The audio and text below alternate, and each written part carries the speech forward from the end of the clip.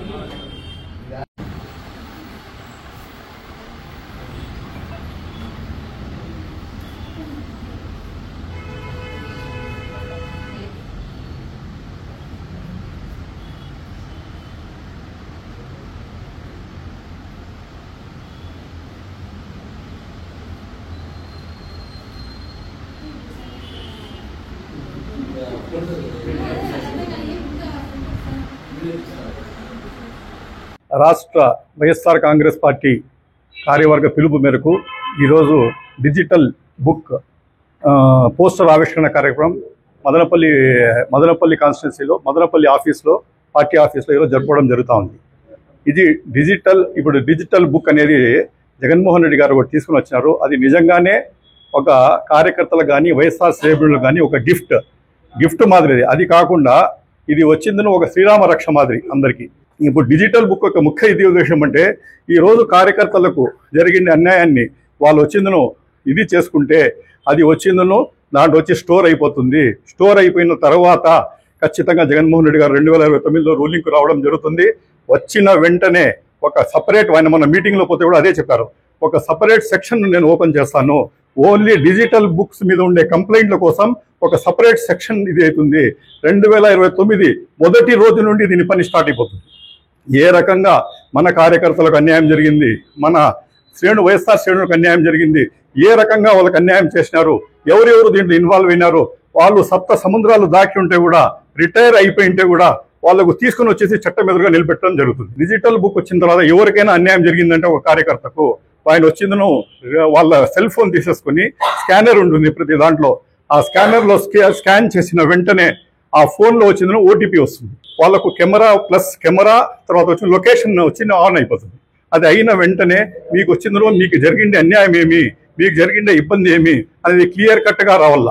దాంట్లో వచ్చిందని మీకు ఏమైనా మీ దగ్గర ఫొటోస్ అవైలబుల్ ఉంటే కూడా దాన్ని కూడా అప్లోడ్ చేయాలి. దాంట్లో అప్లోడ్ చేసిన తర్వాత మీకు ఇంకా ఏమేమి ఉన్నాయి అంతా వాళ్ళు అడుగుతారు, ఇంకా ఏమేమి కావాలని. అవన్నీ ఫిల్అప్ చేసిన తర్వాత అది వచ్చిందని స్టోర్ అయిపోతుంది. అది స్టోర్ అయిపోయిన తర్వాత ఇప్పుడు ఏమి దాని గురించి పట్టించుకోరు. రూలింగ్లో వచ్చిన వెంటనే దానికి పట్టించుకుంటారు, దాని ఇష్యూ ఎత్తుకుంటారు. ఎచ్చిన తర్వాత వచ్చిన ఖచ్చితంగా దాని మీద పూర్తి యాక్షన్ ఇచ్చేసింది. ఈ అన్యాయం జరిగిన వాళ్ళు ప్రతి ఒక్కరికి న్యాయం చేసేటట్టు చూస్తాం. ఈ డిజిటల్ బుక్లో ఫోన్ నంబర్లో కూడా మనం వచ్చి ప్రతి కార్యకర్త ఆ ఫోన్కు మనం కానీ రింగ్ చేసినామంటే అది ఖచ్చితంగా అక్కడ ఎత్తుతారు. ఎత్తిన తర్వాత మీ లొకేషన్ ఏమి, మీ ఏ పంచాయతీకి సంబంధం ఉంది, ఏ నియోజకవర్గం సంబంధము ఎక్కడ అనేది క్లియర్ కట్గా దాన్ని అడగడం జరుగుతుంది. దాని తర్వాత మీకు జరిగింది అన్యాయం ఏమి, మీకు ఏమి ఇబ్బంది వచ్చిందని కూడా నీట్గా నమోదు చేస్తారు. నమోదు చేసిన తర్వాత వాళ్ళు డైరెక్షన్ ఇస్తారు, ఈ రకంగా ఫొటోస్ అప్లోడ్ చేయండి, ఈ రకంగా ఇది చేయండి అని. అది చేసిన తర్వాత అది లాక్ అయిపోతుంది. లాక్ అయిన వెంటనే మీకు జరిగిన అన్యాయం స్టోర్ అయిపోతుంది. తర్వాత వచ్చిన తర్వాత ప్రతి ఒక్కటి న్యాయం జరుగుతుంది. కాబట్టి ఈ రకంగా ఈ డిజిటల్ బుక్ తీసుకుని వచ్చేసి మా కార్యకర్తలకు కానీ వైఎస్ఆర్ శ్రేణులకు కానీ మనకు జగన్మోహన్ రెడ్డి గారు ఒక గిఫ్ట్ మాదిరి ఇచ్చినారు, ఒక శ్రీరామ రక్ష మాదిరి ఇచ్చినారు, ఒక కవచకుండాల మాదిరి మాకు ఒక భరోసా ఇచ్చి మాకు ఒక ధైర్యం ఇచ్చారు. కాబట్టి ఆయనకు నిజంగానే మేము రుణపడి ఉంటాం. ఖచ్చితంగా నాయకుని వెంట ఎల్లప్పుడూ పనిచేస్తామని సందర్భంగా మనం చేసుకుంటాం. కార్యకర్తలకే కాదు, ఎవరికి ఏ ఇబ్బంది వచ్చినా అంటే ఏ నాయకుడి దగ్గరికి వెళ్ళడము, లేకుంటే టైం జాప్యం లేకుండా అంటే గ్యాప్ తీసుకోకుండా వాళ్ళు జరిగిన సమస్యని ఇమీడియట్ గా వాళ్ళు సొంతంగానే అప్లోడ్ చేసుకునే ఆప్షన్ కల్పించడం జరిగింది. అంటే మాకు జరిగిన సమస్య దీని క్యూఆర్ కోడ్ ని స్కాన్ చేసిన వెంటనే యాప్ ఓపెన్ అయ్యి దాంట్లో ఆప్షన్స్ వస్తాయి. దాని ప్రకారం మనము ఆప్షన్స్ ని ఓపెన్ చేసుకుంటా పోతే మన సమస్యని ఎన్రోల్ చేసి అది మనం చెప్పే దాన్ని బట్టి మనం చెప్పుకుంటా పోతే దాన్ని ఎన్రోల్ అయిపోయి ఆటోమేటిక్ గా పార్టీ ఆఫీస్ లో రికార్డ్ అయిపోయి ఇది స్టోర్ అవుతుంది అనమాట. వీటన్నిటినీ కూడా రాష్ట్రం అంతటా ఏం జరుగుతుంది ఏమి అనేది ఒక మన వైఎస్ఆర్సీ ప్రభుత్వం ప్రతి ఒక్కటి గమనిస్తుంది. అంటే దేని మీద ఎక్కువ ప్రజలు ఇబ్బందులు పడుతున్నారు, ఏదైతే అవసరం ఉంది అనేది దీన్ని అన్నిటినీ తీసుకొచ్చి దాని విధంగా ఈ జరగబోయే కాలాన్ని కూడా ప్రజలు మీడియా ముందుకు తీసుకొస్తారు. ఏదైతే రాష్ట్రంలో ఏవైతే ఎక్కువ కంప్లైంట్లు వస్తున్నాయో దీంట్లో అనేది కూడా ఒకటే విధానంగా రికార్డ్ అవుతుంది. కాబట్టి ప్రజలందరూ మీకు ఏ అవసరం ఉన్నా దీంట్లో అప్లోడ్ చేయొచ్చు. దీన్ని మన కార్యాలయంలో చూస్తుంటారు. వాటికి సంబంధించి ప్రతి ఒక్కటి మీకు ఏదైతే అవసరం ఉందా అనేది కూడా ప్రతి నియోజకవర్గం నుండి కావచ్చు, ఒక మండల స్థాయి నుండి కావచ్చు, రాష్ట్ర స్థాయి నుండి కూడా తీసుకొని ఇవ్వడం జరుగుతుంది. దీన్ని ప్రజలందరూ సద్వినియోగం చేస్తారు. అంతేకాకుండా అంటే ఎవరైతే డిజిటల్ మీడియా కూడా నాలెడ్జ్ లేని వాళ్ళకి ఒక ఫోన్ నంబర్ కూడా ఇవ్వడం జరిగింది. దానికి డయల్ చేస్తే వాళ్ళు అడిగే వాటికి వాళ్ళు మీ సమస్య ఏది అని అడుగుతారు. వాటిని మీరు కన్నా చెప్పగలిగితే అది కూడా రికార్డ్ అవుతుంది. అంత వైఎస్ఆర్సీపీ పార్టీ శ్రేణులను భయభ్రాంతులకు గురి చేసే విధంగా ఆ రెడ్ బుక్ ఉంది. కాబట్టి పని చేయాలా అని ఎవరైనా కార్యకర్తలు మనస్ఫూర్తిగా వచ్చినా కొన్ని సందర్భాల్లో వాళ్లకు ఇబ్బందులు కలుగుతా ఉన్నాయి. కాబట్టి ఆ ఇబ్బందులను వాళ్ళు ఖేతర్ చేయకుండా ధైర్యంగా పార్టీ కోసం పని చేయాలా అనే మంచి ఉద్దేశంతో జగనన్న ఈ డిజిటల్ బుక్ ను ఈరోజు తేవడం జరిగింది. ఇది కేవలం కార్యకర్తల కోసం, కార్యకర్తలకు అండగా ఉంటుంది. ఈ డిజిటల్ బుక్ అనేది ఓపెన్ చేసిన తర్వాత విజయవాడలో తాడేపల్లి ఆఫీస్ లో దీనికి ఒక కార్యవర్గము అంతా ఏర్పాటు చేసి మీరు ఏదైనా జరిగితే మీరు ఎక్కడైనా తిరిగేటప్పుడు తెలుగుదేశం వాళ్ళ ద్వారా గాని కూటమి ప్రభుత్వం ద్వారా గాని మీకు ఏదైనా ఇబ్బంది కలిగితే ఆ డిజిటల్ యాప్ ఒకటి ఉంది. ఆ యాప్ ను ఓపెన్ చేసి మీరు దాంట్లో కంప్లైంట్ చేయొచ్చు. ఆ కంప్లైంట్ లో ఏమంటే మీకు క్యూఆర్ కోడ్ వస్తుంది. ఆ కోడ్ ఓపెన్ చేసి మళ్ళా మీరు చెప్తే ఆ కంప్లైంట్ మొత్తం కూడా నోట్ చేసుకుంటారు. మీకు మన ప్రభుత్వం వచ్చిన తర్వాత ప్రతి ఒక్కరు మనం కూడా ఇబ్బంది పడినోళ్ళు కూడా మర్చిపోవచ్చు. అది మర్చిపోతాం. ఎందుకంటే ఈ రోజు ఏదైనా జరుగుతుంది, ఒక వారం గుర్తుంటుంది, ఆ తర్వాత మర్చిపోతాం. కానీ ఈ యాప్ లో డౌన్లోడ్ అయ్యిండే ప్రతి అంశాన్ని జగనన్న స్వయంగా పరిశీలించి వాళ్లకు తప్పకుండా వాళ్ళకి ఏం చేయాలా, ఎలా శిక్షించాలా, వాళ్లకు మనం ఎలా చట్టపరంగా వాళ్ళను తీసుకురావాలా అనే విధంగా ఇది మనకు తీసుకొని వచ్చినారు. కాబట్టి ఇది కార్యకర్తలకు ఒక మంచి అండ, భరోసా. డిజిటల్ బుక్ ఆవిష్కరణ చేయడం మన నిసార్ అన్న ఆధ్వర్యంలో, అదేవిధంగా సమీమక్క, మన చైర్మన్ గారు, వైఎస్ఆర్ కుటుంబ సభ్యులు అందరూ కలిసి ఈ డిజిటల్ బుక్ ఓపెన్ చేయడం జరిగింది. ఇది కార్యకర్తలకు ఎవరికైతే అన్యాయం జరుగుతుందో అది ఈ డిజిటల్ బుక్ న్యాయం చేస్తుంది. ఇది జగనన్న ఇచ్చిన కార్యకర్తలకు ఇచ్చిన భరోసా. ఇది కార్యకర్తలు ఎంతో అండదండతో చాలా ధైర్యంగా ముందుకెళ్లేదానికి ఈ డిజిటల్ బుక్ వచ్చింది. ప్రతి ఒక్కరూ దీన్ని ఉపయోగించుకొని గుర్తుపెట్టుకొని ప్రజలందరూ దీన్ని సద్వినియోగం చేసుకోవాలని మనసారా కోరుకుంటున్నాను. వర్గీకరణ బిల్లు వెనక్కి తీసుకోకుంటే చంద్రబాబు పాలనకు ఇదే చివరి రోజులని కేంద్ర మాజీ మంత్రి చింతామోహన్ హెచ్చరించారు. ఆగస్టు 3న కుప్పం నుంచి మొదలైన రాజ్యాంగ పరిరక్షణ పాదయాత్ర ఆదివారం మదనపల్లెకు చేరుకుంది. నిమ్మనపల్లె క్రాస్ వద్ద మాల మహానాడు రాష్ట్ర అధ్యక్షులు యమల సుదర్శన్ ఆధ్వర్యంలో రాజ్యాంగ పరిరక్షణ మహాపాదయాత్రకు ఘన స్వాగతం పలికారు.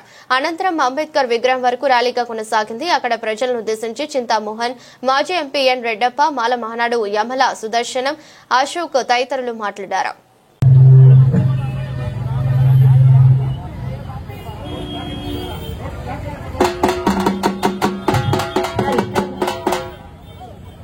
బ్రతుకుల నడుమ బహుజన బ్రతుకుల నడుమ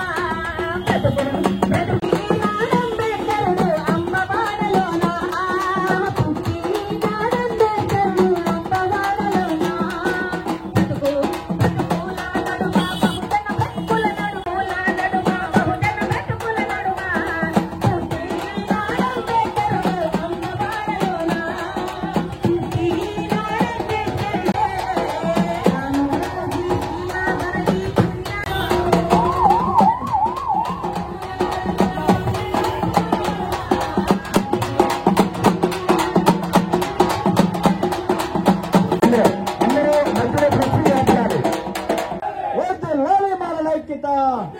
వ్యతిరేకించండి ఎస్సీ వర్గీకరణ, వద్దు వద్దు ఎస్సీ వర్గీకరణ.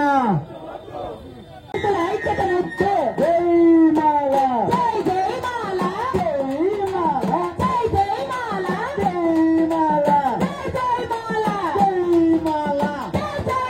మదనపల్లి రోడ్డులో కథం చెప్పుతున్న మాలందరూ కూడా జేబుల్లో మూవ్ కానీ మాల ఐక్యత, వద్దు వద్దు కాపాడుకుందాం కాపాడుకుందాం మాల ఐక్యత. వ్యతిరేకించండి ఎస్సీ వర్గీకరణ, వ్యతిరేకించండి ఎస్సీ వర్గీకరణ. ఏదండి మీరు అనుకురండి, ఆ జెండాలు మీరు అనుకురండి. అందరూ చల్లదు చల్లదు ఈ పాటకి కోరస్.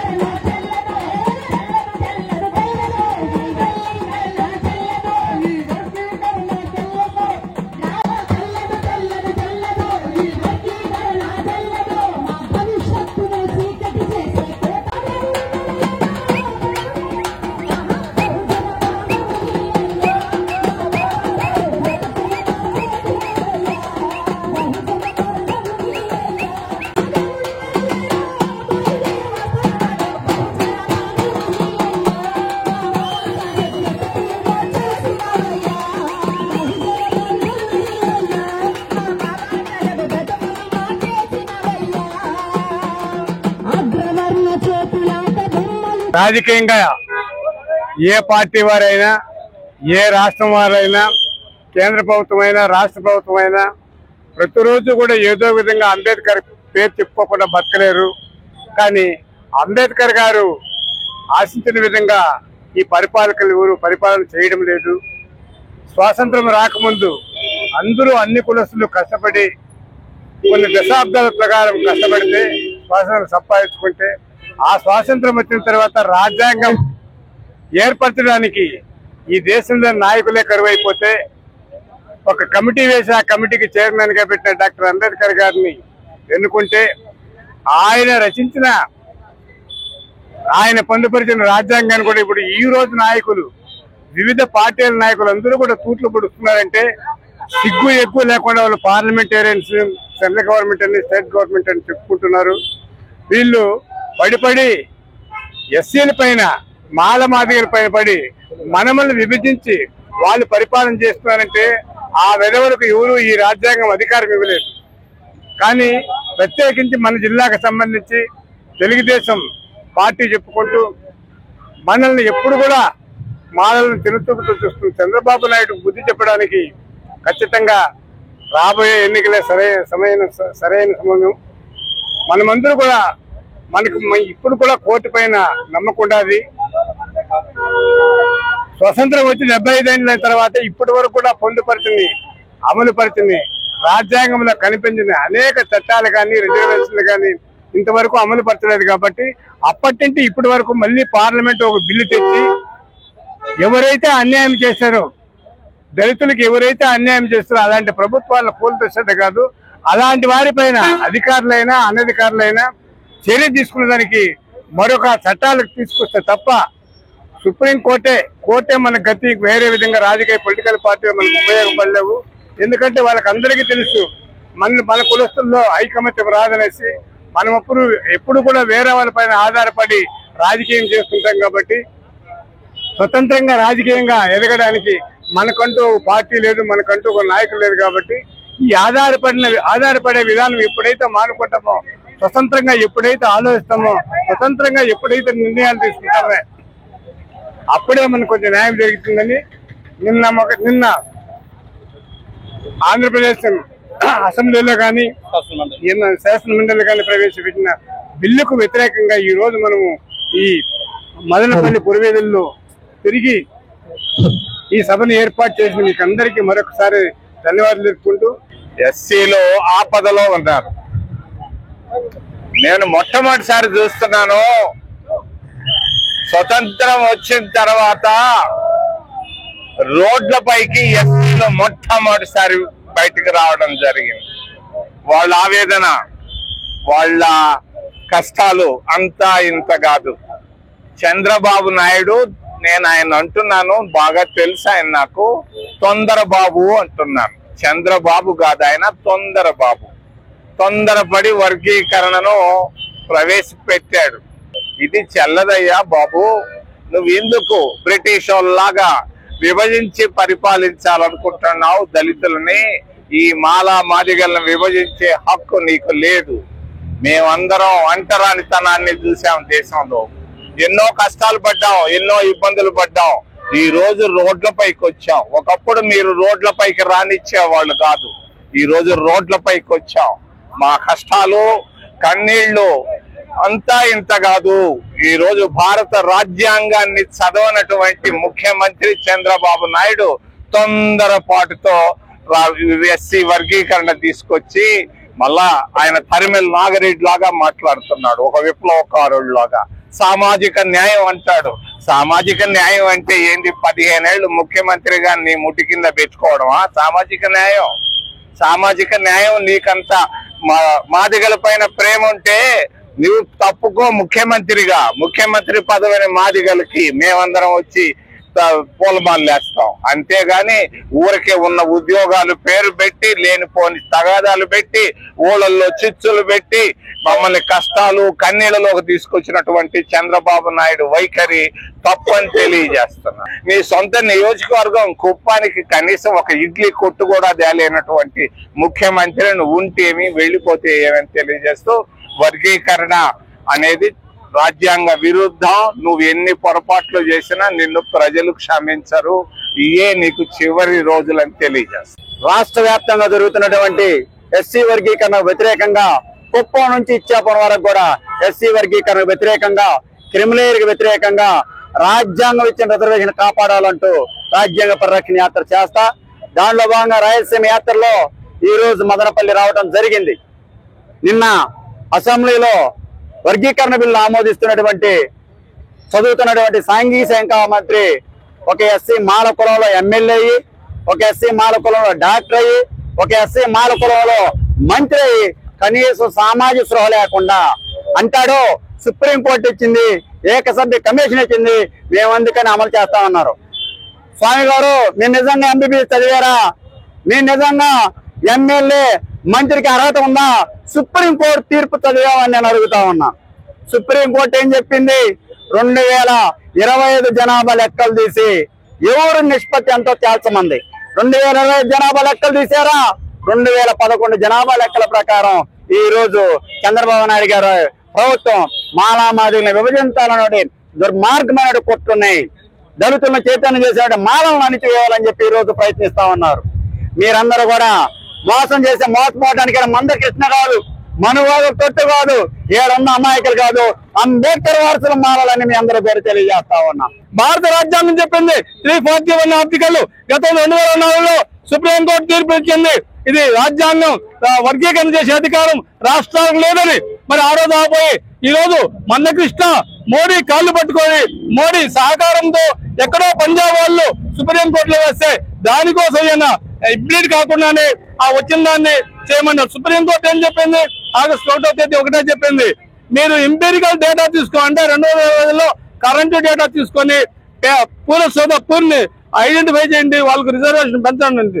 అటువైపు కాకుండా చంద్రబాబు నిస్సిగ్గుగా నేను పెద్ద మాదిరి చెప్పుకునేసి రిజర్వేషన్ ను ఏబిసిగా తీర్చిదిద్దారు. నిన్న గొప్పల మహానుభావుడు మోజెస్ ఆయన మోజెస్ గారు ఒకటే చెప్పారు, శాస్త్రంలో చైర్మన్, ఇది మాల గురువులు అయ్యేవాళ్ళు ఎవరు లేరు, కానీ గెజెట్ లో మాలలే ఉన్నారు. అయితే మాలకు అన్యాయం చేయడానికి వాళ్ళకి కుట్ర జరుగుతోంది. ఇంకో మాట చెప్తున్నాడు చంద్రబాబు. మరి అట్లాగే సాంఘిక సంక్షేమ మంత్రి, మరి మేము ఏకసభ్య కమిషన్ వేసామని, ఏకసభ్య కమిషన్ వేయడానికి మీకు ఏ అధికారం ఉంది? ఆర్టికల్ 338 ప్రకారము ఏకసభ్య కమిషన్ వేయాలంటే నేషనల్ కమిషన్ పర్మిషన్ తీసుకున్నారా? మీరు లేదు, మీ ఇష్టంగా మీరు అమలు చేస్తున్నారు. మోడీ దేశాన్ని గతంలో ఆయన ఛాయ్ అన్నాడు, ఇవాళ దేశాన్ని అమ్ముతున్న మోడీ ఇవాళ మొత్తం 27 మెడికల్ కాలేజీల్లో ప్రైవేట్ చంద్రబాబు. మరి అట్లాగే సనాతన ధర్మం పేరుతో భారతదేశ రాజ్యాంగాన్ని నాశనం చేయడానికి ఆర్ఎస్ఎస్ ఏజెంట్ పవన్ కళ్యాణ్, మరి అట్లాగే రెండు కమ్యూనిస్ట్ లోకేష్ పేదలకు వ్యతిరేకంగా దళితుల వ్యతిరేకంగా నిత్యము దౌర్జన్యాలతో వాటి పట్టించుకోలేదు. ఇవాళ మాలల మాదిగలు అన్నదమ్ములు అంటే వాళ్ళు ఏకీకరణ చేయాల్సిన బాధ్యత ఉంది. ఒకవేళ వెనుకబడతాను ఉంటే స్పెషల్ కాంపౌండ్ ఇవ్వండి, స్పెషల్ కాంపౌండ్ గా రద్దు చేశారు. ఇవాళ అనేకమైన సంస్థల్లో మొత్తం నాశనం చేసి పెట్టారు. మాలలు ఇవాళ చెప్తున్నాం, గతంలో చెప్పాం, టీవీ రాదని చెప్పాలంటే చంద్రబాబు మాలల పంతం చంద్రపాలన అందమన్నారు. ఇవాళ మేము ఈ సెంటర్ లో మేము చూద్దాం, అంబేద్కర్ సాక్షిగా మాలల పంతం ఉంటున్నారు. చంద్రబాబు ఆఖరి ముఖ్యమంత్రి, నువ్వే తెలుగుదేశం ఆఖరి ముఖ్యమంత్రి, నీ రాజకీయానికి పెద్దలు చెప్పాడు సమాధి ఇవాళ ఈ వర్గీకరణతో కడుతున్నాం. గతంలో దెబ్బతిన్న మళ్ళా సిగ్గు లజ్జ లేకుండా పోతున్నాం. కుప్పంలో చెప్పాం, ఇవాళ చెప్తున్నాం. మరి నీ పాలనలో మార్పు తీసుకురండి, వర్గీకరణ విరమించుకోండి. ఇవాళ మేము సుప్రీంకోర్టు వెళ్ళాము, సుప్రీంకోర్టు ఖచ్చితంగా కొట్టేస్తుంది. తిరిగి మళ్ళా సమిష్టి పాలన వస్తుంది. మరి రాజ్యాంగంగా ఉన్నటువంటి మాలమ్మ ఎమ్మెల్సీలు ఎంపీలు అందరూ కూడా ఒకసారి ఆలోచించి ఒక్క చోట కూర్చుంటే ఈ పాలకులు గుచ్చబోతుంది. అందుకనే మీరు వర్గీకరణ వ్యతిరేకంగా మా ఉద్యమానికి మీరు మద్దతు ఇవ్వాలని, లేకుంటే మీ ఇంటి ముందు చావు పలుకొడతామని హెచ్చరిస్తున్నాం. జై భీమ్, జై. ద్విచక్ర వాహనదారులు తప్పనిసరిగా హెల్మెట్ ధరించాలని టీడీపీ నాయకులు ఎమ్మెల్యే తనయుడు జునైద్ అక్బరీ అన్నారు. ఆదివారం పట్టణంలోని అన్నమయ్య సర్కిల్లో జావేద్ కాల్స్ ఆధ్వర్యంలో నిర్వహించిన ఉచిత హెల్మెట్ పంపిణీ కార్యక్రమంలో జునైద్ అక్బరీ ముఖ్య అతిథిగా పాల్గొన్నారు. ద్విచక్ర వాహనదారులు తప్పనిసరిగా హెల్మెట్లు ధరించాలని రోడ్డు ప్రమాదాల్లో ప్రాణరక్షణ కల్పిస్తుందని తెలిపారు. వాహనదారుల భద్రతను దృష్టిలో పెట్టుకుని జావేద్ కాల్స్ యాజమాన్యం 100 హెల్మెట్లు ఉచితంగా పంపిణీ చేయడం అభినందనీయమన్నారు.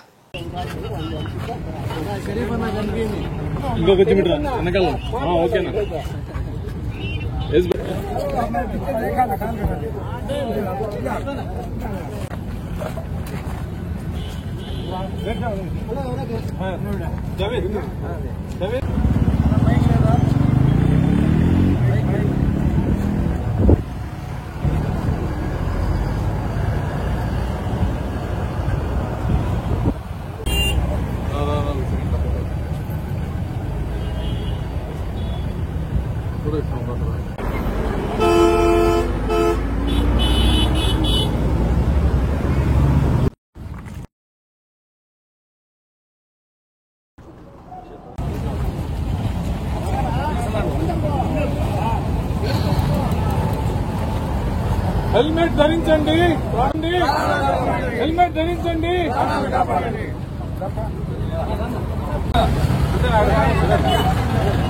ధరించండి, హెల్మెట్ ధరించండి. జాన్మోహన్ గారి నాయకత్వం, జాన్మోహన్ గారి నాయకత్వం, జాన్మోహన్ గారి నాయకత్వం. జై బాబు, జై బాబు, జై బాబు. ఇప్పుడు మీరు ఆయన మంచిగా చూసుకుంటే మంచిగా చూసుకుంటారు.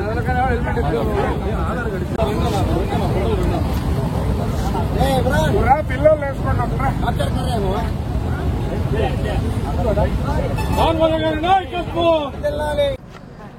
అందరికీ నమస్కారం. ఈరోజు మన మదనపల్లి అన్నమయ్య సర్కిల్ వద్ద మన జావేద్ కార్స్ ఆధ్వర్యంలో పంపిణీ కార్యక్రమం జరుగుతుంది. చాలా సంతోషకరమైన సందర్భం ఇది. ఎందుకంటే హెల్మెట్ ఈ కాలంలో ఈ రోజుల్లో ఎంత అవసరం ఇప్పుడు మన ఇంట్లో వాళ్ళకి మనందరికీ ఏమి మన ఇంట్లో వాళ్ళకి రక్షణ మనం అంటే మనకి రక్షణ ఈ హెల్మెట్. అలాంటిది మనం అందరూ ధరించాలా. మీ ఇంట్లో వాళ్ళకి బాగా రక్షణ కలిగించే వస్తువు ఏదైతే ఉందో అది మీరైతే మీకు హెల్మెట్ కాబట్టి అన్న మన జావీద్ కార్స్ వాళ్ళు అందరూ ఇక్కడ పెద్ద ఎత్తున ఇక్కడికి వచ్చి దాదాపు 100 హెల్మెట్లు ఇవ్వడం అంటే ఒక 100 కుటుంబాలని మంచి చేసినట్టు ఒక చాలా మంచి సందర్భం ఇది. కావున నేను కోరుకునేది ఒకటే, ఎక్కడికి వెళ్ళినా సరే జాగ్రత్తగా వెళ్ళండి, మెల్లగా వెళ్ళండి. బండిలో అయినా కారులో అయినా ఎదుటోడు ఎలా వస్తాడో మనం ఏమాత్రం ఊహించలేము. నేను చెప్పేది ఒకటే, జాగ్రత్తగా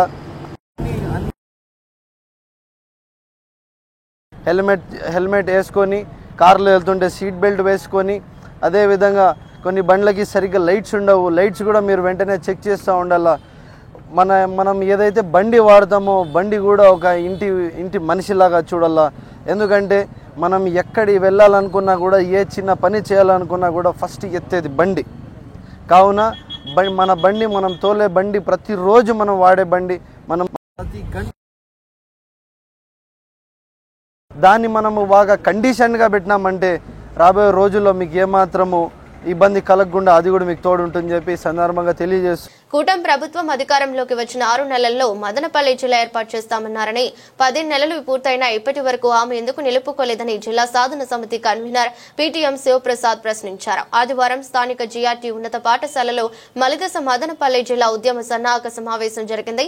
మదనపల్లి జిల్లా సాధన కోసం తొలి విడతలో 633 రోజుల పాటు సాగిన ఉద్యమంలో ప్రత్యక్షంగా పరోక్షంగా భాగస్వాములైన అందరికీ అభినందనలు తెలిపారు. మలిదశ ఉద్యమంలో పాల్గొనాల్సిందిగా ఆహ్వానం పలికారు. కార్యక్రమంలో బీటీ కళాశాల correspondent YS Muniratnam, Congress party Reddy Saheb, CPI తోపు కృష్ణప్ప, బహుజన సేన శ్రీచందు, పీఎస్పీ పుంగనూరు నాయకులు శ్రీనివాస్ పాల్గొన్నారు. ఈ రోజు మదనపల్లి జిల్లా ఉద్యమ సన్నాహక సమావేశాన్ని ఈ జిఆర్టీ హై స్కూల్లో ఏర్పాటు చేసుకోవడం జరిగింది. ఇక్కడ మేము స్పష్టంగా గత ఉద్యమాల్లో పాల్గొన్న ప్రతి ఒక్కరికి కూడా పేరు పేరున అభినందనలు తెలియజేస్తా ఉన్నాము. అదేవిధంగా మలి విడత ఉద్యమంలోకి వాళ్ళందరినీ కూడా సాదరంగా ఆహ్వానిస్తా ఉన్నాము. మలి విడత ఉద్యమానికి సంబంధించినటువంటి కార్యాచరణ, తొలి కార్యాచరణ ఇక్కడ మేము తీసుకోవడం జరిగింది. ఇక్కడున్న ప్రజా సంఘాలు అందరూ కూడా మాట్లాడి చర్చించి వచ్చే నెల అంటే అక్టోబర్ 5వ తారీఖున అటు పుంగనూరు, పీలేరు, తంబలపల్లి, మదనపల్లి అసెంబ్లీ నియోజకవర్గాల్లో రౌండ్ టేబుల్ సమావేశాలు ఏర్పాటు చేసి మదనపల్లి జిల్లా సాధన కోసం కలిసి వచ్చేటటువంటి సంస్థలు, రాజకీయ పార్టీలు, సంఘాలతోటి మమేకమై మదనపల్లి జిల్లా ఆకాంక్షని ఈ ప్రభుత్వానికి తెలియజేయాలని చెప్పి మేమందరూ నిర్ణయం తీసుకోవడం జరిగింది. ఈ నేపథ్యంలో రాబోయే అక్టోబర్ 5వ తారీఖున బి కొత్తకోట కేంద్రంగా తంబలపల్లి నియోజకవర్గానికి సంబంధించినటువంటి రౌండ్ టేబుల్ సమావేశం భారత కమ్యూనిస్టు పార్టీ సిపిఐ ఆధ్వర్యంలో జరుగుతుంది. అదేవిధంగా మదనపల్లిలో జరిగేటటువంటి రౌండ్ టేబుల్ సమావేశం కాంగ్రెస్ పార్టీ ఆధ్వర్యంలో జరుగుతుంది. అదేవిధంగా పీలేరులో జరిగేటటువంటి రౌండ్ టేబుల్ సమావేశం వీసీకే పార్టీ, భారతీయ అంబేద్కర్ సేన సంయుక్తంగా అక్కడ నిర్వహిస్తాయి. అదేవిధంగా పుంగనూరులో జరిగేటటువంటి రౌండ్ టేబుల్ సమావేశం బహుజన సేన, బహుజన సమాజ్ పార్టీ సంయుక్తంగా నిర్వహిస్తాయి. ఈ విధంగా 5వ తారీఖున అన్ని నియోజకవర్గాల్లో మేము రౌండ్ టేబుల్ సమావేశాలు ఏర్పాటు చేసి అక్కడి నుంచి మా ఉద్యమ కార్యాచరణలోకి మేము ప్రవేశించడం జరుగుతుంది. ఆ రోజు నుంచి మా కార్యాచరణ ఉండబోతుందని చెప్పి ఈ సందర్భంగా తెలియజేస్తూ, గతంలో క్రియాశీలకంగా పనిచేసిన అందరూ కూడా మళ్ళొక్కసారి ఉద్యమంలోకి స్వచ్ఛందంగా కదలి రావాలని చెప్పి ఆహ్వానిస్తూ, ఇప్పుడు ఈ సమావేశానికి విచ్చేసిన అందరికి కూడా కృతజ్ఞతలు తెలియజేస్తూ, భవిష్యత్ పోరాటాలు చాలా ఉధృతంగా ఉండబోతాయి. ఎందుకంటే ఈ 2 నెలల్లోనే మనం జిల్లా సాధించుకోవాలి. అక్టోబర్, నవంబర్లో జిల్లా సాధించుకోవాలి. లేదంటే డిసెంబర్లో ఎన్నికల నోటిఫికేషన్ వస్తుంది. లోకల్ బాడీ ఎన్నికల నోటిఫికేషన్ వెలువడితే ఆ స్థానిక సంస్థలైనటువంటి సర్పంచులు, ఎంపీటీసీలు, మున్సిపాలిటీలు అవి కంప్లీట్ అయ్యాక 3 మంత్స్ పడుతుంది. ఆ 3 మంత్స్లో జిల్లా చేయడానికి అవకాశం లేదు. ఆ 3 మంత్స్ తర్వాత 2026లో కేంద్ర ప్రభుత్వం జనగణన స్టార్ట్ చేస్తా ఉంది. జనగణన ప్రారంభమైతే దాదాపు 1.5 years 2 years దాకా పడుతుంది. అంటే ఈ పుణ్యకాలం కాస్త గడిచిపోతుంది, ఇంకా జిల్లా చేయడానికి అవకాశం ఉండదు. కాబట్టి ఖచ్చితంగా ఈ 2 నెలల్లోనే మనం జిల్లా సాధించుకోవాలి. జిల్లా సాధించుకోవడానికి అన్ని వర్గాల ప్రజలు మళ్ళీ ఉద్యమంలోకి రావాలని సోషల్ మీడియా వేదికగా ఆ రోజు అనేక మంది మన మదనపల్లి ప్రజలు, చుట్టుపక్కల ప్రాంతాల ప్రజలు లక్షలాదిగా స్పందించారు. మదనపల్లి జిల్లా ఆకాంక్షలు ప్రభుత్వానికి తెలియజేశారు. సామాజిక మాధ్యమాలైనటువంటి యూట్యూబ్, ఫేస్బుక్, వాట్సాప్, ట్విట్టర్ ఇట్లాంటి అనేక సాధనాల్ని ఆ రోజు ఉపయోగించారు. మళ్ళీ కూడా అన్నింటినీ కూడా ఉపయోగించండి. ప్రజలందరూ కూడా భాగస్వాములు కావండి. ఎవరు ఏం చేయగలుగుతారో ఆ విధంగా ప్రభుత్వాన్ని కదిలించడానికి అందరూ కూడా కృషి చేయాలని చెప్పి విజ్ఞప్తి చేస్తూ మదనపల్లి, పుంగునూరు, తంబాలపల్లి, పీలేరు నియోజకవర్గాల ప్రజలు మళ్ళీ మేల్కొల్పాల్సిన అవసరం ఉంది. ప్రజలారా, ఎన్నికల ముందు ఇచ్చిన హామీని నిలబెట్టుకోవడానికి జరుగుతున్నటువంటి మలిదశ పోరాటంలో మీరందరూ కూడా భాగస్వామ్యం కావాలని మదనపల్లి జిల్లా సాధన సమితి తరపున విజ్ఞప్తి చేస్తున్నాం. ఏదైతే ఎన్నికల ముందు ఇచ్చిన హామీని నిలబెట్టుకోవాలని చెప్పేసి గౌరవ మదనపల్లి శాసనసభ్యులు 3 దఫాలుగా మదనపల్లి జిల్లా చేయాలని చెప్తే అక్కడ ప్రభుత్వం నుంచి ఎలాంటి స్పందన రాకపోవడం శోచనీయం. అదే రకంగా జిల్లాల పునర్విభజనకు ఉపసంఘం కమిటీ వేశామన్నారు. అధికారికంగా ఒక్కసారి కూడా ఈ ప్రాంతాన్ని పర్యటించిన పాపాన పోలేదు. అదే రకంగా విస్తృతంగా ఈ జిల్లాని 6 నెలల్లోనే మదనపల్లి జిల్లాని చేస్తామని చెప్పారు. 16 నెలలైనా కూడా పట్టించుకునే పరిస్థితి లేదు. అదే రకంగా ఇక్కడికి విచ్చేసినటువంటి రాజకీయ నాయకులు కానీ, జనసేన పార్టీకి సంబంధించిన నాయకులు కానీ, టీడీపీకి సంబంధించిన పార్టీ నాయకులు కానీ వాళ్ళు విన్నవిస్తున్నా కూడా అధికార పార్టీ నుంచి ఎలాంటి యొక్క సూచన కానీ ఒక అధికారిక ప్రకటన కానీ మదనపల్లి జిల్లా పైన రాకపోవడాన్ని చాలా అనుమానాలకు తోవిస్తుంది. కాబట్టి ఈ యొక్క పరిణామాలను దృష్టిలో పెట్టుకొని రాబోయే 2 నెలల కాలంలో జిల్లాను సాధించుకోకపోతే మళ్ళీ కూడా 114 సంవత్సరాలకు ముందు ఒక జిల్లా మదనపల్లి జిల్లా ఏర్పడాల్సింది. మళ్ళీ మనం శతాబ్ద కాలానికి వెనకబడే ప్రమాదం ఉంది. కాబట్టి వెంటనే జిల్లాల పునర్విభజనలో భాగంగా మదనపల్లిని జిల్లా చేయాలని బహుజన సేన బీఎస్పీ ఆధ్వర్యంలో మదనపల్లి జిల్లా సాధన సమితి పిలుపు మేరకు పుంగునూరులో అక్టోబర్ 5వ తేదీన మేము కూడా పెద్ద ఎత్తున సన్నాహక కార్యక్రమాన్ని, ఒక చర్చా కార్యక్రమాన్ని పుంగునూరు నడిబొడ్డున ఏర్పాటు చేయబోతున్నాం. పుంగునూరు ప్రజలందరూ కూడా దానికి సహకరించాలని చెప్పేసి విన్నవిస్తూ జరగబోయే మలిదశ పోరాటంలో అందరూ కూడా మదనపల్లి ప్రజలందరూ కూడా భాగస్వాములు కావాలని కోరుకుంటున్నాం. మదనపల్లి జిల్లా కోసం మలివిడత పోరాటంలో భాగంగా ఈరోజు జిఆర్టీ స్కూల్, ఎంతో చరిత్ర కలిగిన జిఆర్టీ స్కూల్లో రౌండ్ టేబుల్ సమావేశం పెట్టుకోవడం జరిగింది. వీసీకే పార్టీ పీటీఎం శివప్రసాద్ అన్న గారి ఆధ్వర్యంలో మదనపల్లి జిల్లా మలిదశ ప్రోగ్రాంలో ఈరోజు మదనపల్లి జిల్లా కోసం 4 అసెంబ్లీ స్థానాలైనటువంటి మదనపల్లి, తంబళ్లపల్లి, పీలేరు, పుంగునూరు నుంచి ఏకకాలంలో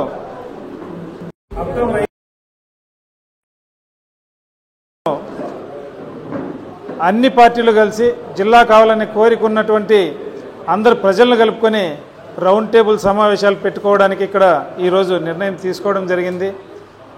మదనపల్లి జిల్లా చారిత్రాత్మక అవసరం. మదనపల్లి జిల్లాకు ప్రస్తుత ముఖ్యమంత్రి వర్యులు వారి కొడుకు లోకేష్ గారు ఇక్కడ ఎన్నికల ప్రచారంలో భాగంగా హామీలు ఇవ్వడం జరిగింది. మదనపల్లి శాసనసభ్యులు ఆ రోజు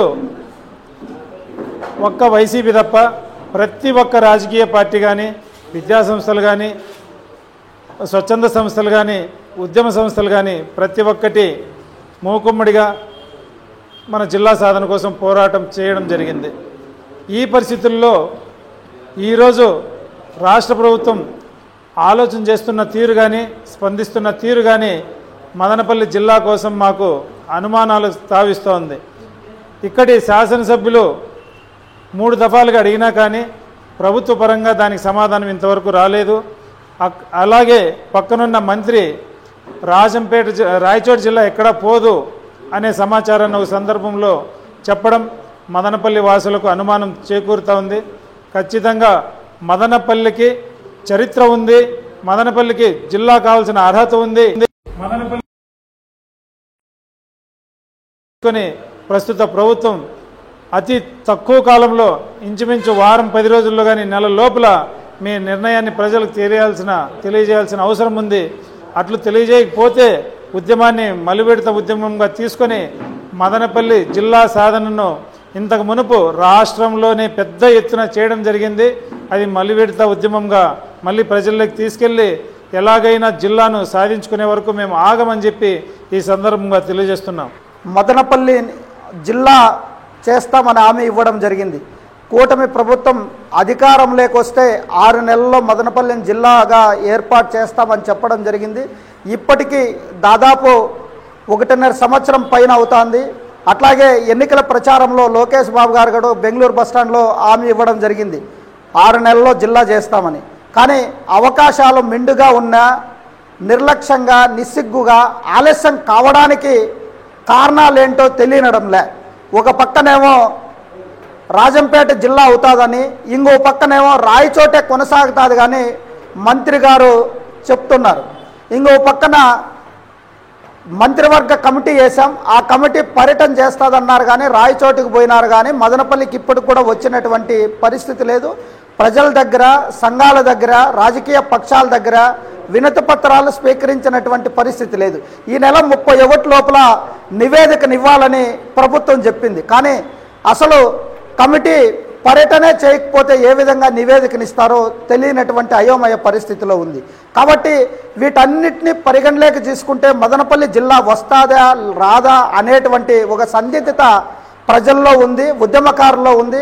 అందుకోసమే మలిదశ ఉద్యమాన్ని ప్రారంభించడానికి ఈరోజు సన్నాహక సమావేశం జరిగింది.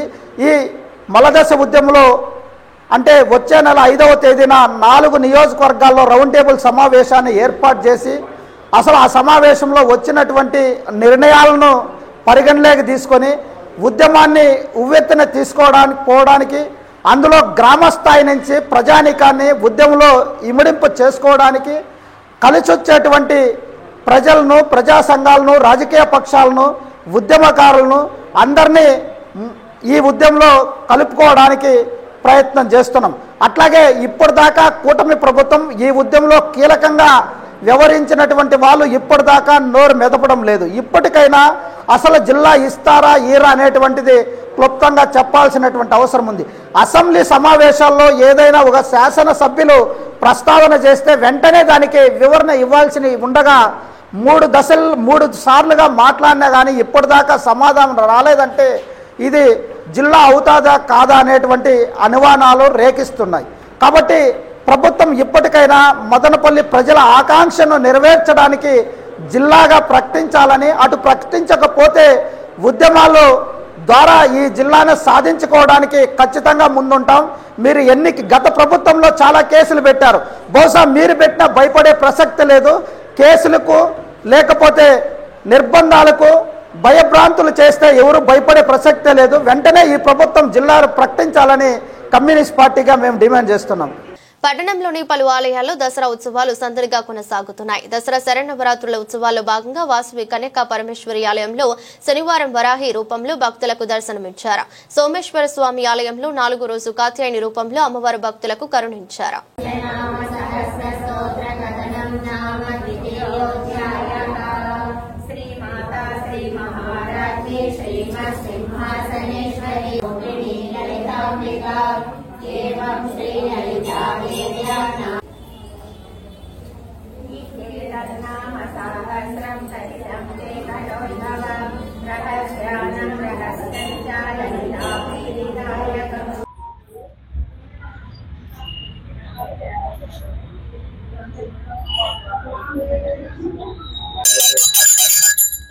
మంగళ నీరాజంద్రశ్యాం రక్షాంధారయామి నమస్కరోమి.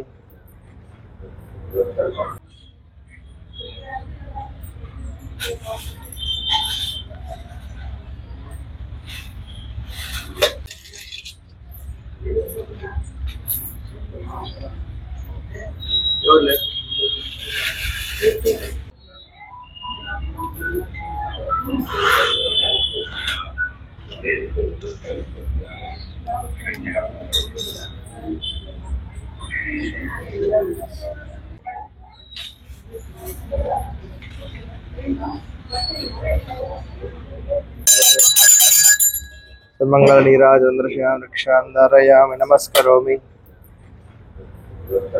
శ్రీమాత్రే నమః. సర్వస్వరూపే సర్వేశే సర్వశక్తి సమన్వితే భయభ్యస్త్రాహినో దేవి దుర్గే దేవి నమోస్తుతే. శ్రీమాత్రే నమః.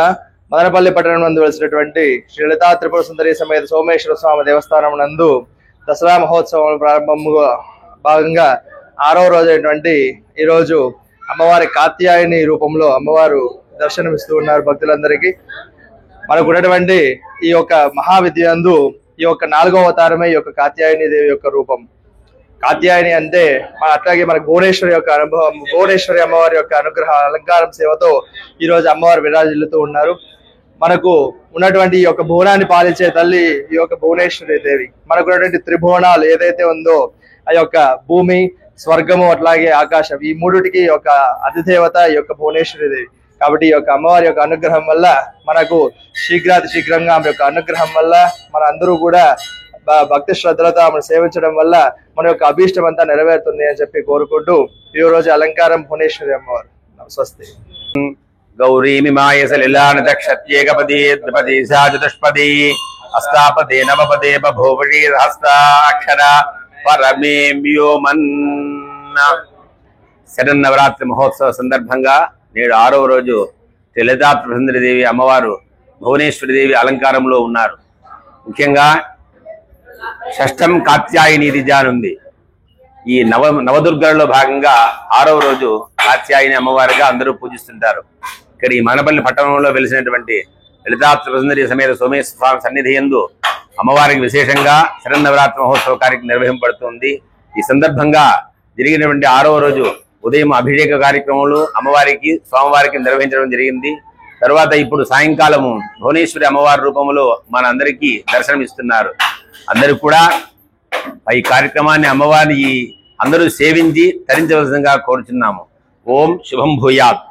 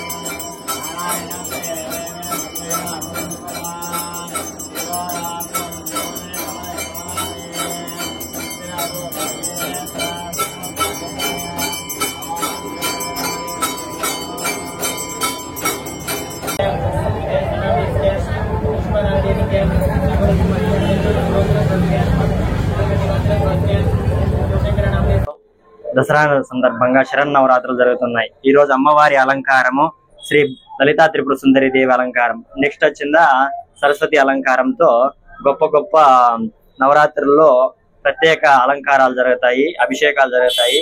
భక్తాదులు విచ్చేసి తీర్థప్రసాదాలు స్వీకరించాల్సిందిగా కోరుచున్నాము.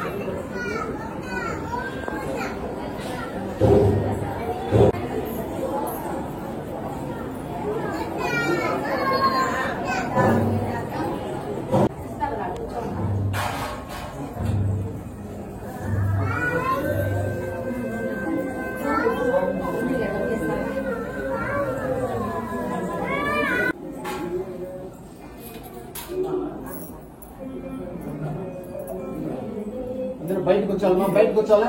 దర్శనం చేసుకోవచ్చు, దర్శనం చేసుకురండి.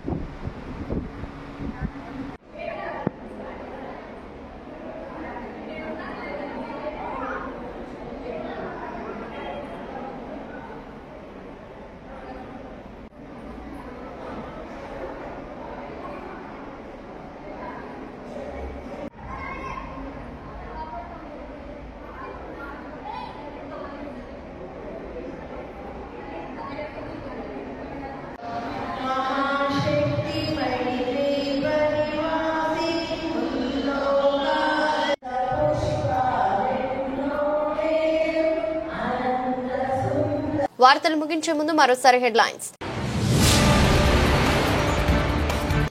వైఎస్ఆర్సీపీ కార్యకర్తలకు అండగా డిజిటల్ బుక్. వైఎస్ఆర్సీపీ శ్రేణులను ఇబ్బంది పెట్టే వారికి భవిష్యత్తులో ఇబ్బందులు తప్పవు.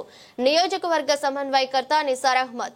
డిజిటల్ బుక్ ఆవిష్కరణలో పాల్గొన్న వైఎస్ఆర్సీపీ నాయకులు. వర్గీకరణ బిల్లు వెనక్కి తీసుకోకుంటే చంద్రబాబు పాలనకు చివరి రోజులు. కేంద్ర మాజీ మంత్రి చింతామోహన్ హెచ్చరిక. మదనపల్లెకు చేరుకున్న రాజ్యాంగ పరిరక్షణ యాత్ర ఘన స్వాగతం పలికిన మాల మహానాడు నాయకులు. ఇది రోజు బులెటిన్. మరో బులెటిన్లో మళ్ళీ కలుద్దాం. అంతవరకు సెలవు. నమస్కారం.